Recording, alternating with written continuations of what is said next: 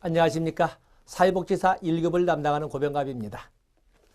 이번 시간에는 2014년도에 시행되었던 사회복지사 1급 국가시험의 마지막 교시, 마지막 과목, 지칠 대로 지쳐버려서 그야말로 정신이 혼미할 보는 사회복지법제론에 대해서 분석을 해보도록 하겠습니다. 자, 사회복지법제론은 세 번째 과목이니까 51번부터 시작되죠. 자, 오른쪽 하단부 시작합니다. 자, 51번에 보시면 사회보장 기본법령의 내용으로 옳지 않은 것은 사회보장 기본법 1963년에 사회보장에 관한 법률이 1995년에 사회보장 기본법으로 바뀌고 이렇게 해서 쭉 지금까지 내려왔습니다. 국가 및 지단은 모든 국민이 건강하고 문화적인 생활을 유지할 수 있도록 사회보장 급여의 수준 향상을 위하여 노력하여야 한다. 국가는 관계법령이 정하는 바에 따라 최저 보장 수준과 최저 임금을 매년 공포해야 된다. 특히 최저 보장 수준에 관한 관계법령을 국민기초생활보장법이라고 했죠. 그런데 이 국민기초생활보장법에서는 최저 보장 수준을 어떻게 주체 보건복지부 장관과 보건복지부 장관이나 소관 중앙행정기관의 장은 기한 매년 8월 1일까지 절차 중앙생활보장위원회 심의 의결을 거쳐 방법, 급여의 종류별로 최저 보장 수준과 급여별 대상자 선정 기준을 공표하여야 한다. 이렇게 되어 있습니다. 자, 좋고. 사회보장 수급권의 보기, 사회보장 수급권은 정당한 권한이 있는 기관에 문서로 포기할 수 있습니다. 그러나 그 포기를 취소할 수도 있죠. 3번은 틀린 거군요. 사회보장 급여를 신청하는 사람이 다른 기관에 신청한 경우 그 기관은 지체 없이 이를 정당한 권한이 있는 기관에 이송하여야 하고 신청한 날은 언제로 본다? 이송한 날을 신청한 날로 봅니다. 자, 5번 좋고. 자, 넘어가십니다. 52번에 보시면 권리구제의 내용으로 옳은 것을 모두 고르면 사회보장기본법상 위법 또는 부당한 처분을 받거나 필요한 처분을 받지 못함으로써 권리 또는 이익을 침해받은 국민은 행정심판법에 따른 행정심판을 청구할 수 있다. 뭐 그렇죠. 당연히 권리구제에 관한 권리구제에 당연히 나와 있습니다. 기초연금법상 처분에 이의가 있는 자는 특별자치시장, 특별자치도시사, 시장, 군수구청장에게 이의를 신청할 수 있습니다. 다음에 국민연금법상 가입자의 자격에 관한 국민연금공단의 처분에 이의가 있는 자는 그 처분을 한 국민연금공단에 심사 청구할 수 있습니다. 처분이 있음을 안 날로부터 90일 이내에 국민연금공단에 심사 청구할 수 있습니다. 국민건강보험법상 요양급여 비용 및 요양급여의 적정성 평가에 대한 건강보험 심사평가원의 이의가 처분에 이의가 있는 자는 이의가 있는 요양기관이나 건강보험공단은 건강보험심사평가원에 이의를 신청할 수 있습니다. 언제까지? 처분이 있음을 안 날로부터 90일 이내에. 뭐 이것은 뭐 다 맞는 것이 되겠군요. 좋습니다. 그건 넘어가 되겠네요. 그냥 쭉 읽었습니다. 다음에 53번에 보시면 국민건강보험법령상 요양기관에서 제의할 수 있는 기관은 자, 요양기관 건강보험법상 자, 여기 보면은 건강보험법상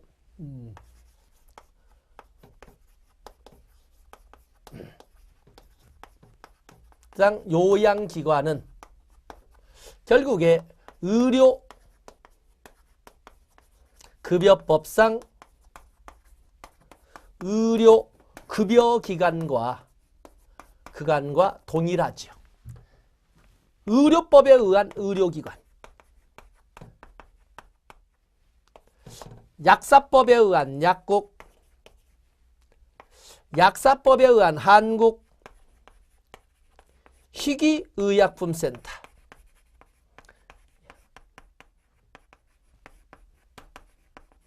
한국 희귀의약품센터. 또 그런가 하면 지역보건법이나 다른 법에 의한 보건소, 보건지소, 보건진료소, 보건의료원 등 그냥 이렇게 보건소 등이라고 적었습니다. 이렇게 정리할 수가 있어요. 이것이 의료급여법으로 넘어가면 의료기관만 가지고 따로 시장군수구청장에게 개설 신고를 한 의료기관이냐, 시도지사에게 개설 허가를 받은 의료기관이냐, 보건복지부 장관으로부터 지정을 받은 의료기관이냐를 가지고 제1차 의료급여기관, 제2차 의료급여기관, 제3차 의료급여기관 이렇게 나눌 뿐입니다. 거기 보면 의료기관, 약국, 한국희귀의약품센터, 보건소, 사회복지사업법에 따른 사회복지시설에 수용된 사람의 진료를 주된 목적으로 개설된 의료기관. 5번은 관련이 없죠. 아주 단정하게 이렇게 되어 있습니다. 답은 5번이 되겠어요. 국민기초생활보장법령에 따른 급여의 종류에 해당되지 않는 것은 국민기초생활보장급여, 우리가 급여란 말이 산재보험급여도 나오고 또 그런가 하면 고용보험사업에도 나오거든요.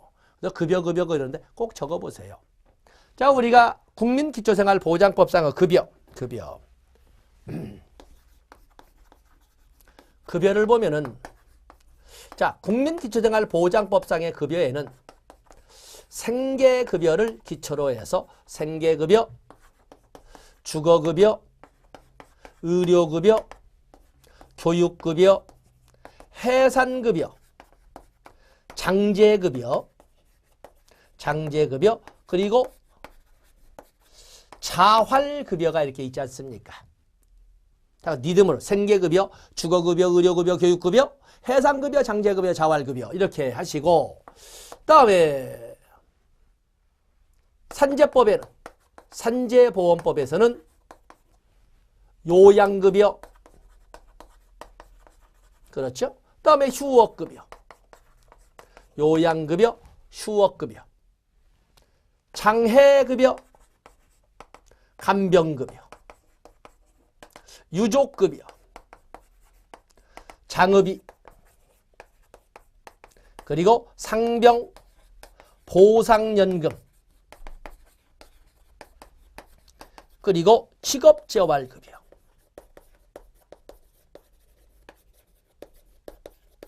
자, 이렇게 8개가 있지 않습니까? 8개. 특히 휴업급여 좀 체크를 내놓으시고, 휴업급여. 다음에 고용보험법에는 고용보험사업이라고는 고용안정, 직업능력 개발 사업도 있지만 거기에는 고용안정, 자, 고용안정 좀 쓰십시오. 고용안정, 직업능력 개발 사업과 실업급여, 육아휴직급여, 그리고 출산 전후 휴가급여, 출산 전후 휴가급여가 있고 구직급여의 예외로서 상병급여가 있죠. 구직급여, 상병급여가 있습니다. 여기는 또 실업급여를 좀 이렇게 잘 봐주시고 개별적으로 나와서 상병급여도 따로 나올 수 있는데 특히 양자를 많은 사람들은 고용보험을 실업보험이라고 하지 않습니까? 그렇기 때문에 고용보험은 실업급여는 고용보험의 급여가 됩니다. 휴업급여. 다 이런. 그 외에도 이제 급여 보면은 급여에는 의료급여도 있지만 건강보험상 또 요양급여도 있지 않습니까? 여기 국기법상에 따른 급여 다 아는데 막상 시험장에 가고 그 시험 볼 때가 지금 마지막 시간이거든요. 마지막 지칠 대로 지치고 눈이 퀭하니 숨도 잘 안 쉬어지는 때 보기 때문에 틀릴 수가 없는 문제인데 틀려온다는 겁니다. 그래서 다시 한번 물 한 모금 드시고 그리고 초콜릿 하나 먹고 이렇게도 지금 봐야 되는데 생계급여, 휴업급여는 요양급여 기간 동안에 나오는 산재보험법상의 급여입니다. 주거급여, 의료급여, 교육급여, 해상급여, 장제급여, 자활급여. 답은 2번이 되겠어. 어려워서 풀어드리는 것이 아니라 착시하지 마시라고. 자, 오른쪽 봅니다. 국민연금법령에서 사용되는 용어 뜻으로 옳지 않은 것은 기여금이란 사업장 가입자의 사용자가 부담하는 금액을 말한다. 국민연금보험료는 사업장 가입자와 같은 경우에는 사업자와 근로자가 함께 기준소득원액의 9%를 절반 내는데 그중에 사업자가 내는 돈을 부담금이라 하고 근로자가 내는 돈을 기여금이라고 부릅니다. 틀린 거죠. 사용자란 해당 근로자 소속 사업장의 사업주를 말한다. 평균소득원액. 자, 이것도 중요하죠. 평균소득원액은 모든 가입자의 기준소득원액을 평균한 것이 아니고 전체 사업장 가입자와 지역가입자의 기준소득원액만 평균한 것을 말합니다. 모든 가입자가 아닙니다. 매년 사업장 가입자 및 지역가입자 전원의 기준소득원액 평균한 금액. 모든이 아닙니다. 둘만. 기준소득원액, 이것도 중요하죠. 기준소득원액이란 연금보험료와 급여를 산정하기 위하여 가입자의 소득원액을 기준으로 대통령령으로 정하는 금액을 말한다. 자, 벌써 가입자의 소득원액을 기준으로 되기 때문에 이것은 개인적 공평성 산정 기준이 되겠어요. 개인적 공평성. 또 앞에 뭐라고 되어 있습니까? 기준소득원액은 연금보험료 산정 기준이자 기준소득원액은 연금보험급여의 산정 기준이란 말을 분명히 문장에 적고 있습니다. 연금보험료와 급여를 산정하기 위하여 이렇게 되어 있지요. 사업장 근로자를 사용하는 사업소 및 사무소를 말한다. 틀린 것은 1번이 되겠습니다. 3번도 독자적인 문제가 되고 4번은 독자적인 문제로 세 문제가 나올 수가 있습니다. 4번만 가지고도 이렇게 해서 여기는 문제의 보고가 되겠네요. 56번에 보시면 의료급여 법령의 내용으로 옳지 않은 것은 의료급여법은 1977년에 의료보호법으로 제정되었던 것을 2001년에 국민기초생활보장법상에 이제 보호가 급여로 바뀌면서 의료보호법이 의료급여법으로 이름을 바꾼 겁니다. 약사법에 따라 등록된 약국은 처방전을 급여 비용을 청구한 날로부터 3년간 보존해야 된다. 국민건강보험법이나 의료급여법은 똑같이 거기에 처방, 여기에 나오는 서류의 보존연한을 5년을 원칙으로 합니다. 그러나 약국 처방전은 똑같이 3년으로 하고 있습니다. 맞습니다. 시장군수구청장은 장애인복지법에 따라 등록한 장애인인 수급권자에게 보장구에 대한 급여를 실시할 수 있습니다. 그렇습니다. 보장구에 대한 급여, 장애인 보장구 급여, 국민건강보험에도 있고 그리고 의료급여에도 있습니다. 의료급여기관은 의료급여를 하기 전 수급권자에게 본인 부담금을 청구할 수 있다. 이건 말이 안 되지요. 의료급여법 법 규정을 보면 의료급여를 하기 전에 본인 부담금을 청구하거나 또 따로 부담해야 될 비용을 청구하여서는 아니 된다라고 되어 있습니다. 더구나 의료급여는 극빈층을 대상으로 하는 의료보장이기 때문에 스티그마를 유발하는 일을 이렇게 적극적으로 해서는 안 됩니다. 답은 3번이 되겠어요. 답은 좋고 57번에 보시면 국민연금법령상 급여의 종류에 해당되지 않는 것은 참 착한 문제 나왔네요. 국민연금법에서는 사회적 위험을 노령, 장애, 사망에 대하여 급여를 실시함으로써 노령에 대하여 노령연금, 장애에 대해서 장애연금, 사망에 대하여 유족연금 그리고 일정 조건을 구비하고 있으면 구비한 사람이 사망하게 되면 다시 말해서 가입자나 가입되던 자가 수급권자, 노령연금 수급권자가 사망한 경우 가입자나 가입자였던 자가 사망한 경우 근데 10년 이상 가입자가 있죠. 가입자나 가입자였던 자가 사망한 경우 또 그런가 하면은 가입 보험료 납입 기간이 납입 개월수가 해당 적용 기간의 3분의 1 이상인 경우 인자가 사망한 경우 또 사망일로부터 이전 5년 중에 3년간 이상 보험료를 납입한 경우 또 그런가 하면 장애등급 2급 이상인 장애급여 수급자가 사망한 경우 이런 경우에는 유족연금이 발생하지만 그러지 않으면 발생하지 않는다. 반환일시금 나와 있습니다. 노령연금, 유족연금, 장애연금, 상병보상연금은 여기 나와 있는 이 상병보상연금은 산재보험급여가 되겠죠. 상병보상연금은 산재보험급여가 되겠습니다. 페이지 넘어가십니다. 긴급복지지원법령의 내용으로 긴급복지지원법령의 내용을 옳지 않은 것은 시장군수구청장은 긴급지원 담당 공무원을 지정하여야 합니다. 누구든지 긴급지원 대상자를 발견한 경우에는 관할 시장군수구청장에게 신고해야 된다. 당연한 거고 사회복지사업법에 따라 긴급복지지원법에 따른 지원 내용과 동일한 내용의 지원을 받고 있는 경우에는 이 법에 따른 지원을 하지 아니합니다. 이거 틀린 거군요. 틀린 겁니다. 답은 좋습니다. 답은 3번이 되겠어요. 59번에 보시면 기초연금법령상 수급권자의 권리의 소멸시효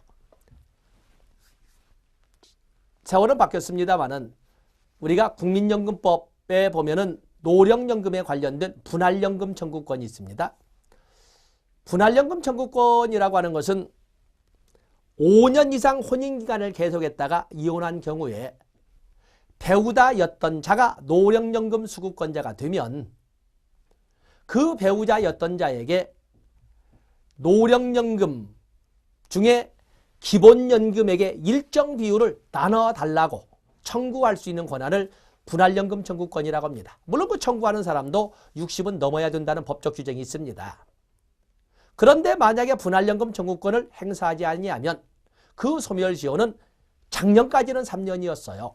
근데 올해부터 5년으로 바뀌었습니다.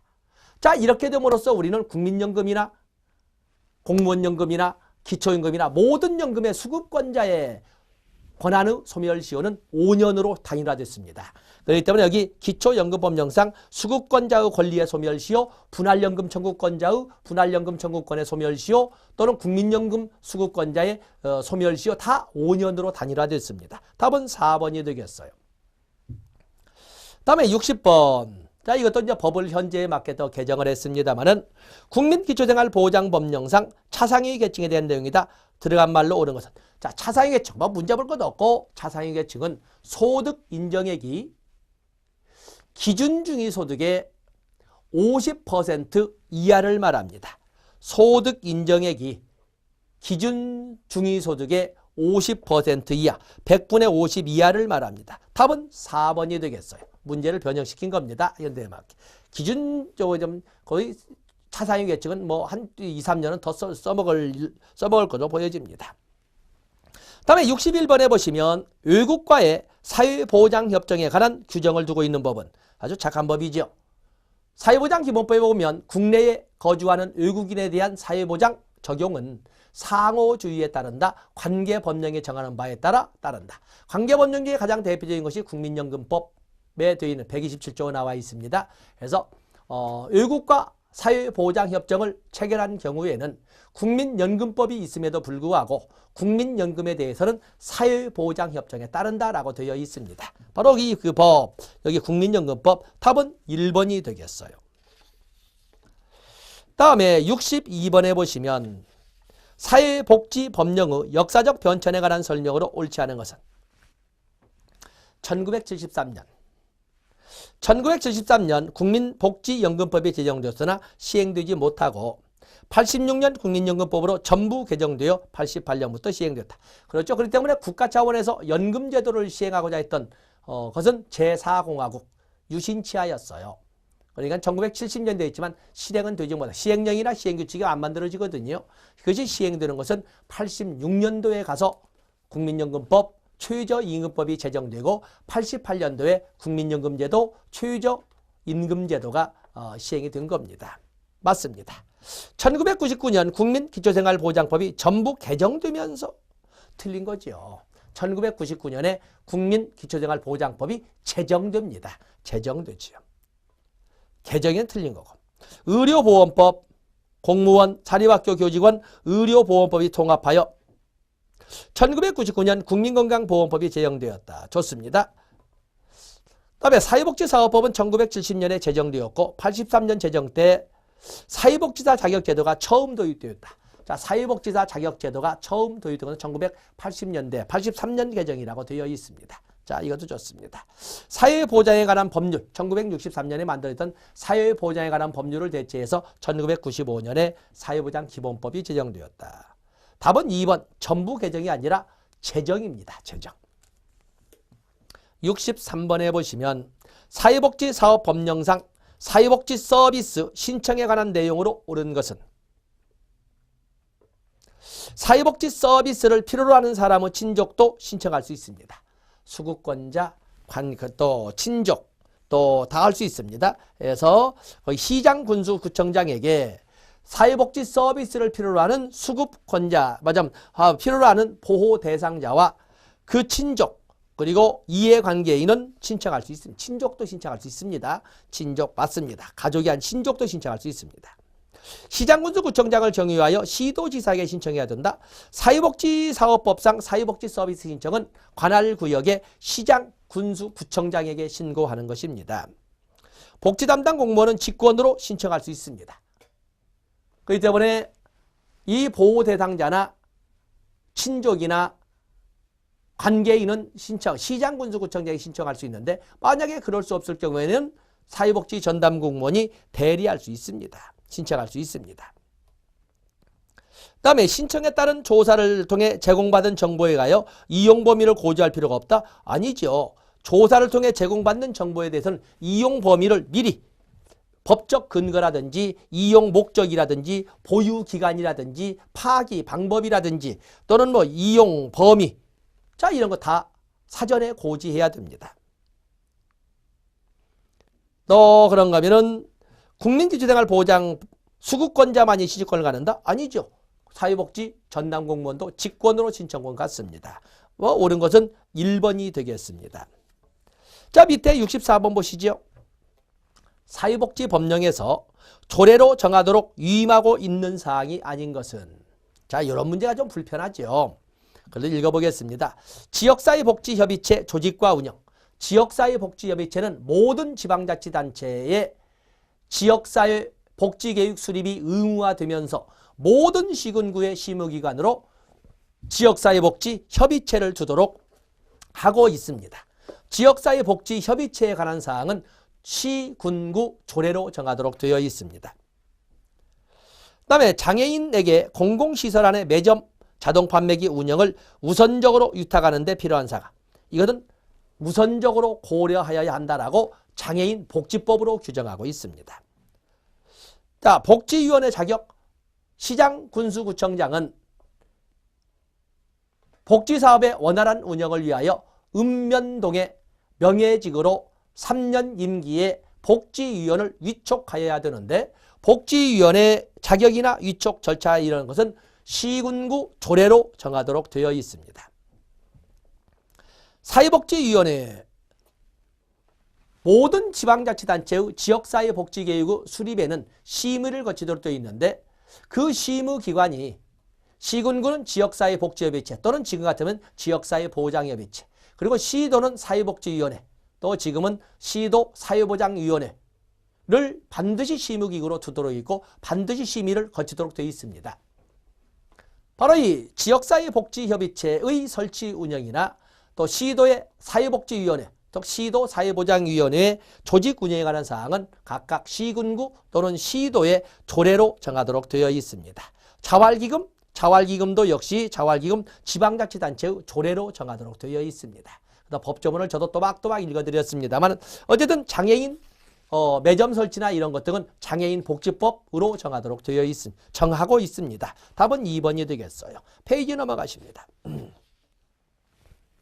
자, 65번으로 넘어왔지요. 사회복지사업법령의 내용으로 옳은 것은, 사회복지사업법 벌써 몇 문제째입니까? 사회복지사업법, 뭐 65번, 66번, 67번, 또 그러면 63번. 뭐 사회복지사업법이 벌써 나오는 것만 해도 벌써 우리가 4문제에 나와 있지 않습니까? 적어도 보통 우리가 사회복지사업법 보면 언제나 25문 중에 한 5문제, 사회보장기본법에서 3문제에서 5문제, 그리고 각각의 사회보험법, 또 국민기초생활보장법 등의 공공부조법 합치게 되면 거기에서 이미 15개 이상을 볼 수가 있다, 이렇게 볼 수 있습니다. 자, 사회복지사업법령의 내용으로 옳은 것. 사회복지법인의 설립은 시도지사의 허가를 받아야 합니다. 그리고 사회복지법인의 정관 변경은 시도지사의 인가를 받아야 됩니다. 뭐 이제 다 틀린 거죠. 시장군수구청장은 사회복지사업을 원활하게 수행하기 위하여 읍면동 단위로 3년 임기의 명예직으로 복지위원을 위촉하여야 합니다. 들린 거지요? 사회복지법인은 대표 이사를 포함한 이사 7명 이상, 감사 7명 이상을 둬야 하는데, 그중에 이사 중에 3분의 1 이상은 반드시 시도 사회보장위원회 또는 사회복지위원회 또는 시군구 지역사회복지협의체 또는 지역사회보장협의체에서 복수로 추천한 사람 중에 위촉하여야 합니다. 5분의 1이 아니라 3분의 1. 그다음에 국가나 지방자치단체가 설치 운영하는 사회복지시설은 신고 의무 없죠. 본래는 사회복지시설은 국가나 지방자치단체가 설치 운영하는 소유이기 때문에 신고 의무 없습니다. 법으로 보장받는 거니까. 그러나 국가나 지방자치단체 의무자가 설치 운영하고자 할 때에는 시장군수구청장에게 신고하여야 합니다. 그리고 국가나 지방자치단체가 설치 운영한 사회복지시설은 사회복지법인이나 비영리법인에게 위탁 운영케 할 수 있는데 그 위탁 계약 기간은 5년을 원칙으로 하되 갱신할 수 있도록 규정하고 있습니다. 사회복지시설의장은 반드시 상근이어야 합니다. 답은 4번이 맞는 것이 되겠어요. 66번으로 넘어가 보시면 사회복지사업법상 기본 이념을 모두 고는 것. 이거 단어로 제가 암기하라고 그랬죠. 사회복지사업법상 기본 이념은 3가지가 있는데 하나는 자기결정의 원리, 자신의 의사에 따라 서비스를 신청하고 제공받을 수 있다.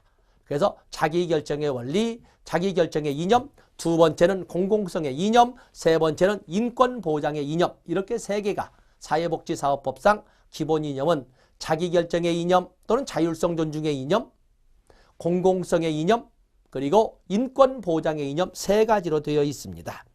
답은 4번이 되고 4번은 생활이 어려운 사람에게 급여를 실시하여 이것은 국민기초생활보장법 1조 국민기초생활보장법의 목적을 지금 규정하고 있습니다.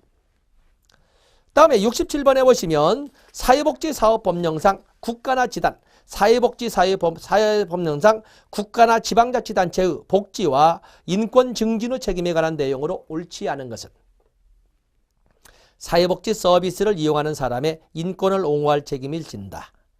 사회복지 서비스와 의료, 보건의료 서비스를 함께 필요로 하는 사람에게 이들 서비스가 연계되어 제공되도록 한다.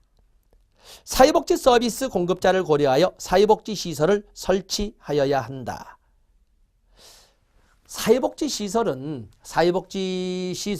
공급자를 고려하는 것이 아니라 사회복지 서비스 수요자를 고려해서 하는 겁니다. 공급자를 고려해서. 바로 이런 것이 맞으면 실대로 지쳐버린. 그것도 지금 마지막 문제로 막 가고 있지 않습니까? 이럴 때 그냥 막 지나가거든요. 공급자를 위해 설치하는 것이 아니라 사회복지 서비스 수요자를 고려해서 설치해야 합니다. 틀린 거죠. 사회복지 서비스를 필요로 하는 사람들에게 사회복지 서비스 실시에 대한 정보를 제공해야 된다.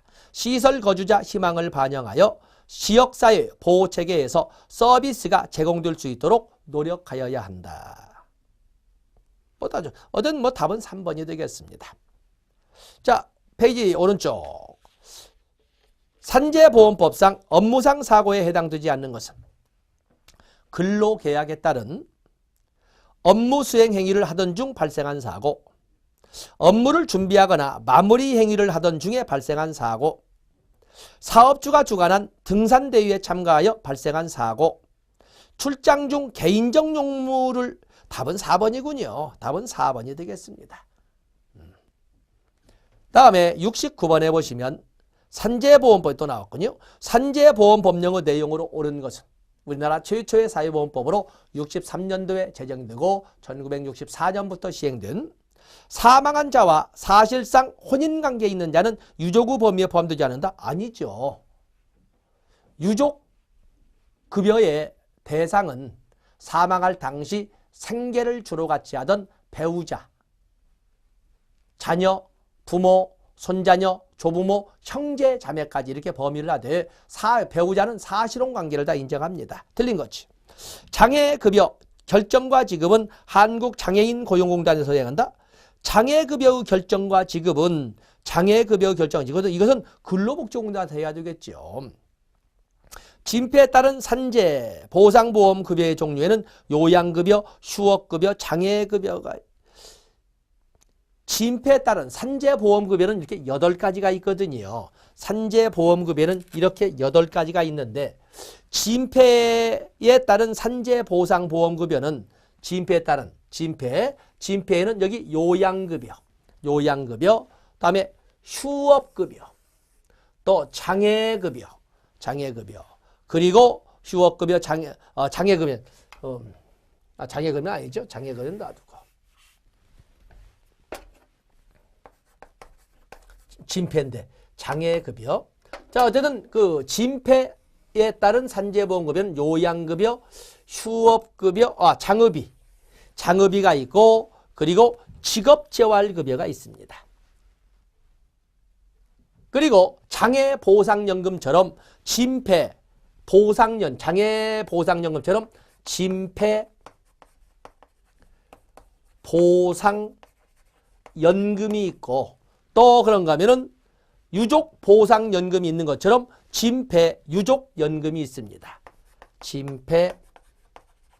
진폐유족연금. 그렇기 때문에 산재보험급여 중에 진폐에 따른 산재보험급여에는 요양급여와 휴업급여는 같이 묶어 다니니까 요양급여와 휴업급여 그리고 장의비와 직업재활급여 이 네 가지에다가 진폐보상연금과 진폐유족연금 이렇게 6가지가 있다는 것도 같이 맞춘 문제가 나왔으니까 정리를 해봤습니다. 휴업급여는 취업하지 못한 기간이 4일 이상인 경우에만 지급이 됩니다. 평균임금 70%로 틀린 거죠. 유족보상연금 수급권자인 사망한 근로자의 배우자가 사망한 때에는 그 자격이 상실됩니다. 자, 답은 5번이 되겠죠. 다음에 마지막 문제 밑에 보시면 고용보험법령상 자영업자인 피보험자의 실업급여의 종류에 해당되는 것은 자, 우리가 여기 실업급여의 종류에는 구직급여와 취업촉진수당이 있습니다. 구직급여는 이직일로부터 1년 이내에만 지급하되 지급하는 날수는 신고일로부터 7일 대기기간 빼고 그리고 법으로 정해놓은 소정급여일수인 90일에서 240일 사이에 구직급여를 받을 수가 있습니다. 그런데 예외로서 3개의 연장급여, 훈련연장급여, 개별연장급여, 특별연장급여와 상병급여는 예외로 지급할 수도 있습니다. 예외로. 그리고 취업촉진수당에는 4가지가 있는데 조기 재취업수당, 직업능력개발수당, 광역구직활동비, 이주비 이렇게 4가지가 있습니다. 그런데 자영업자에 대한 실업급여 특례를 보면 자영업자에게는 똑같이 그 실업급여의 종류가 다 적용되지만 예외가 있습니다.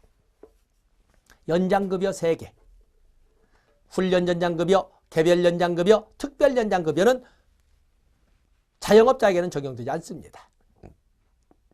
또 그런가 하면 취업촉진수당 4가지 중에 조기 재취업수당도 역시 적용되지 않습니다. 적용되지 않는 거 여기 보면 훈련연장급여, 개별연장급여, 특별연장급여 답은 5번이 되겠네요. 그죠? 거기에 보면 답은 5번이 됩니다. 자, 71번으로 넘어갑니다. 아동복지법령상 아동학대 예방을 하는 11119가 되겠습니다. 1119. 자, 그러면 노인학대 예방을 하는 6월 15일이 되겠습니다. 노인학대 예방의 날은 6월 15일입니다. 4월 20일은 장애인의 날입니다. 9월 7일은 사회복지의 날. 10월 2일은 노인의 날이 되겠습니다. 10월 2일은 노인의 날. 11월 19일은 아동학대 예방의 날. 거기다 더 적어 놓으시죠. 6월 15일 노인학대 예방의 날. 그리고 9월 21일도 하나 적어 놓으시죠. 치매 극복의 날. 9월 치매 극복. 자, 이런 거. 12월 11일은 뭔가? 그 다음에 72번에 보시면 가정폭력 방지 및 피해자 보호 등에 관한 법률의 내용이다. 가로 안에 들어갈 것은 가정폭력 피해자 보호시설, 가정폭력 피해자 보호시설.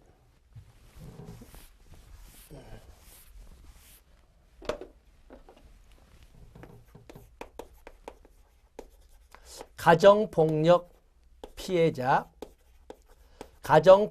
피해자 보호시설을 이렇게 보시면 여기에는 단기 4가지가 있습니다. 거기에 보시면 뭐라고 되어 있습니까? 단기 보호시설.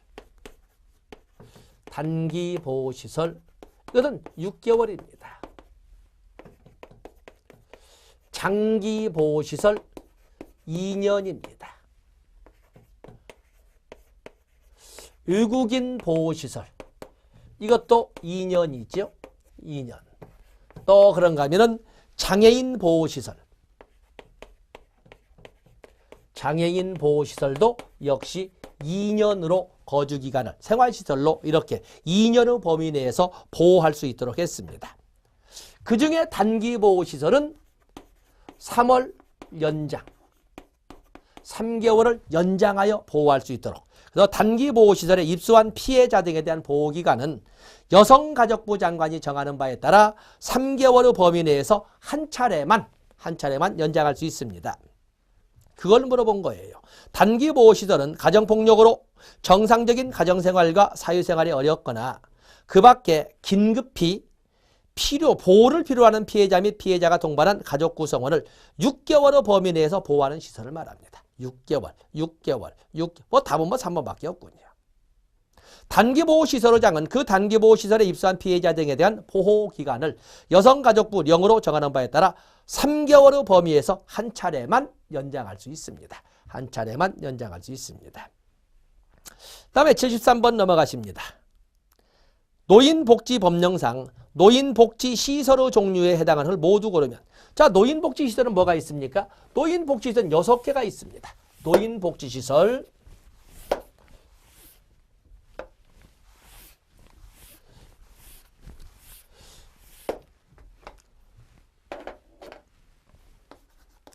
노인복지시설,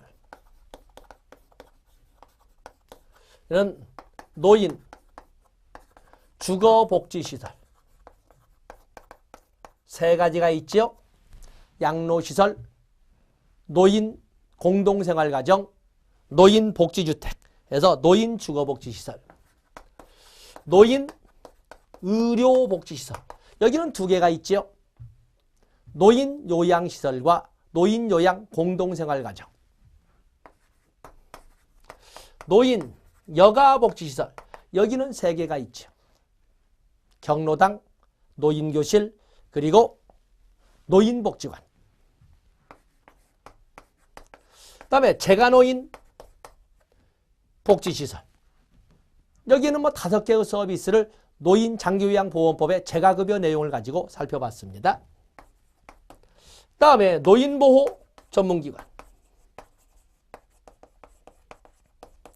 학대받는 노인에 대한, 그리고 노인 일자리 지원기관, 노인들이 생산한 노인 생산품에 대한 생산 판매를 담당하는 노인 일자리 지원, 이렇게 6개가 크게 있습니다. 여기는 다 답이 되겠네요. 74번에 보시면 장애인 복지법령의 내용으로 오는 것은 보건복지부 장관은 장애 실태조사를, 실태조사는 기본이 3년이라고 하지 않았습니까? 3년마다 실시해야 된다.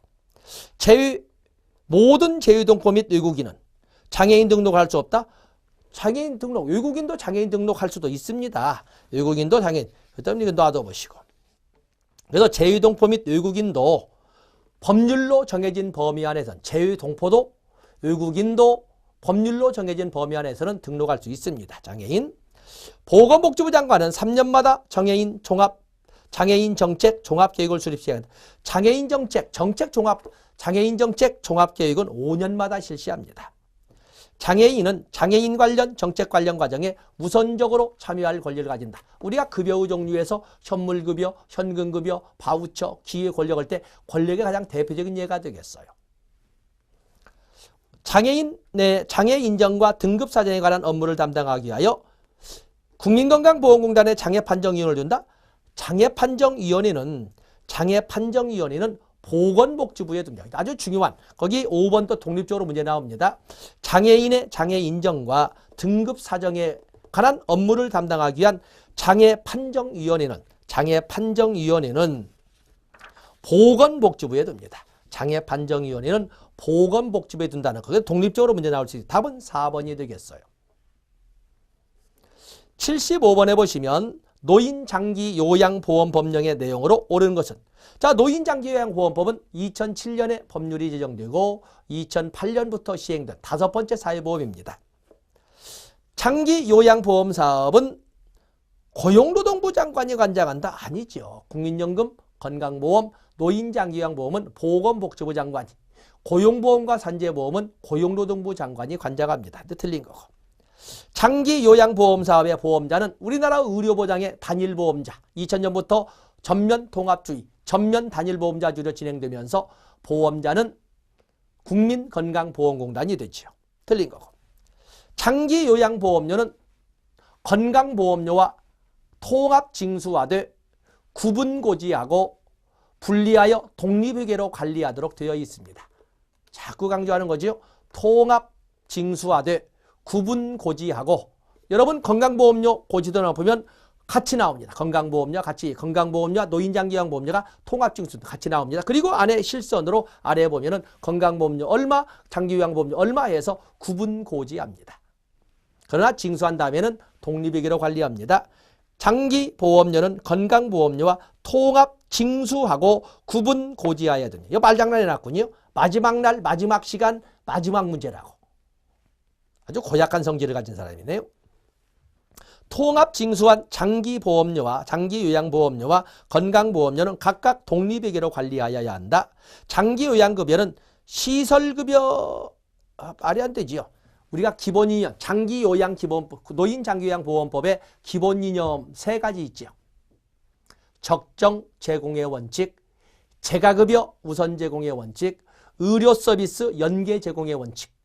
이렇게 3가지 법 조문을 줄여서 제가 3가지로 이렇게 설명을 해서, 아까 사회복지사업법에는 자기결정의 이념, 공공성의 이념, 인권보장의 이념이 있는 것처럼 노인장기요양보험법에도 기본 이념이 적정 제공의 원칙, 재가급여 우선 제공의 원칙, 의료서비스 연계 제공의 원칙이 있습니다. 시설급여가 아니라 재가급여가 우선적으로 제공되는 것을 원칙으로 합니다. 자, 여기에서 옳은 것은 당연히 4번이 되겠고 3번은 아주 고약한 함정이 되겠습니다. 자, 이렇게 해서 우리는 2014년도에 시행되었던 많은 분들이 아주 불편해하는 사회복지 법제론에 대해서 일별을 해봤습니다. 자, 마음을 좀 누그러뜨리고 어느 영역에서 시험 준비를 주로 해야 되는지 다 보지 마시고, 다 보기보다는 어디를 봐야 되겠다는 이미 한번 다시 재확인을 해봤습니다.